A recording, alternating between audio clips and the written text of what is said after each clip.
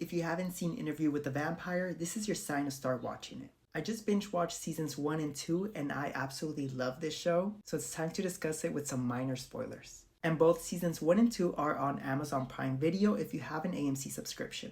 Trust me, you have to watch both seasons and you're gonna wanna watch both seasons, as both go hand in hand and have phenomenal storytelling.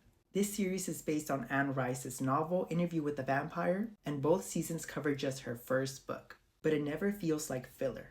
The writing, production, and performances are top tier. It starts in early 20th century New Orleans, where we meet Lestat, an immortal vampire, and Louis, a black queer man turned vampire by Lestat. Their relationship is central to this story as it's very toxic. It's filled with emotional manipulation and power struggles. There's also psychological abuse, which then gets passed on to Claudia. Now, Claudia is a teenage vampire who also gets caught in their dysfunctional dynamic. She was originally played by Bailey Bass in season 1 and later portrayed by Delaney Hales in season 2.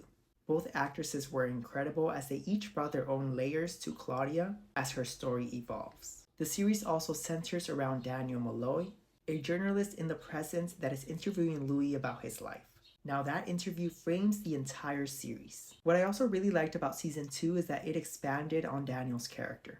Now memory also becomes a huge theme, especially in season 2.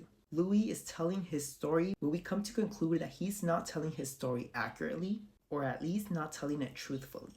That makes this whole narrative so interesting to watch. Now overall, I really loved this show and I would highly recommend it. My rating for the show is a 9.6 out of 10, and season 3 is on its way now, so it's time for you to jump on this show. Let me know if you watch Interview with the Vampire, or if you're finally giving it a chance.